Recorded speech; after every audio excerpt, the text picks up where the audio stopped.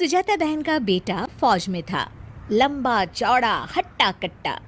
उसकी शादी होती है सुहानी से। सुहानी की हाइट इतनी लंबी होती है कि सभी गांव वाले हैरान रह जाते हैं। अब वो जहाँ भी जाती, लोग उसकी लंबाई देखकर आश्चर्य करते। एक दिन सुहानी कुएं से पानी भरने जाती है कि गांव की सभी औरतें उसे घूर घूर के देखने लगती है। हे भगवान, इतनी लंबी भी कोई औरत होती है क्या? नहीं ना बहन, हमने तो नहीं देखी इतनी लंबी औरत। अरे कहीं ये कोई चुड़ैल वुड़ैल तो नहीं? हाँ, इतनी लंबी तो चुड़ैल ही होती है। तभी एक औरत उससे कहती है, अरे जरा अपने पैर तो दिखा, कहीं उल्टे तो नहीं है ना? सुहानी ये सब सुनकर परेशान हो जाती है और घर आकर रोने लगती है। तभी उसका पति उसके पास आता है और कहता है, अरे सुहानी, क्या हुआ? क्यों रो रही हो? यहाँ सब मेरी लंबाई का मजाक उड़ाते हैं। वो लोग मुझे चुड़ैल कहकर पुकार रहे थे। क्या मैं चुड़ैल लगती हूँ? सुहानी की बात सुनकर उसके पति को गुस्सा आ जाता है। अरे कौन तुम्हें चुड़ैल बोल रहा है? जरा बताओ मुझे। मैं लंबा हूं तो मेरी बीवी भी तो लंबी ही होगी ना। और एक बात समझो, वो लोग तुम्हारा मजाक नहीं उड़ाते, बल्कि वो तुमसे जलन महसूस करते हैं कि वो तुम्हारी तरह लंबे नहीं है। सुहानी को समझाकर उसका पति चला जाता है। सुहानी भी थोड़े वक्त के लिए ठीक हो जाती है, लेकिन वो कहीं भी आने जाने से परहेज करने लगती है। एक दिन उसकी सास उसे कहती है, अरे सुहानी बेटा, जरा तैयार हो जा, आज काली के घर कीर्तन है ना, सभी को बुलाया है, खाना भी वहीं खाना है। नहीं माँ जी, मैं नहीं आऊँगी, मेरी तबीयत ठीक नहीं है, आप चली जाइए। सास सुहानी की बात सुनकर अकेले ही चली जाती है। एक दिन फिर सास सुहानी से कहती है, अरे सुहानी, आज घर में पूजा रख लेती हूँ।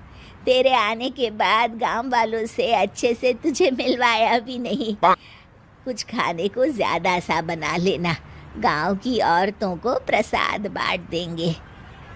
सास के मुंह से ये बात सुनकर सुहानी परेशान हो जाती है। करती भी तो क्या करती। फिर वो खाने में ढेर सारी पंजीरी और फल काटकर प्रसाद बना लेती है। गांव की कई औरतें सुजाता के बुलावे पर घर आ जाती है, लेकिन जैसे ही सुहानी उन लोगों के सामने आती है, वो लोग उसे देखकर हंसने लगते हैं।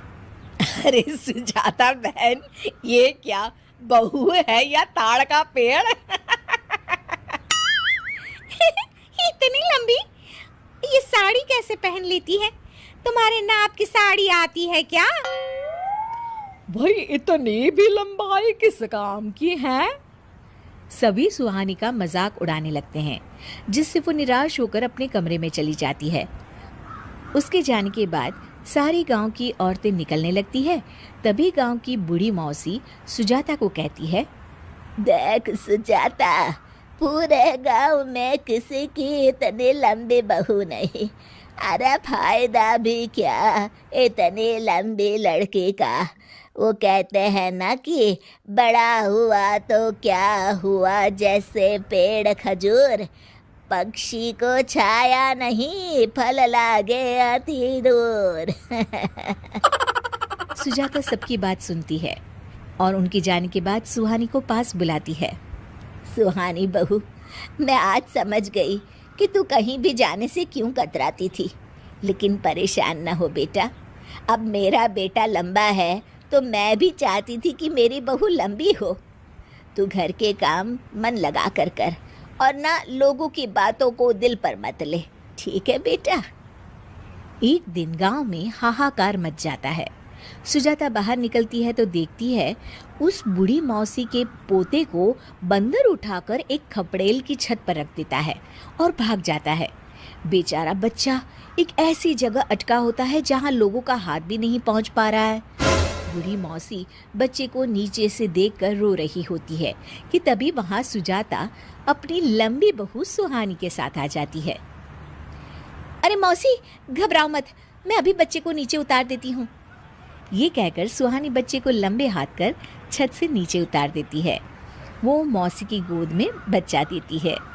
अब मौसी बोले भी तो क्या बोले।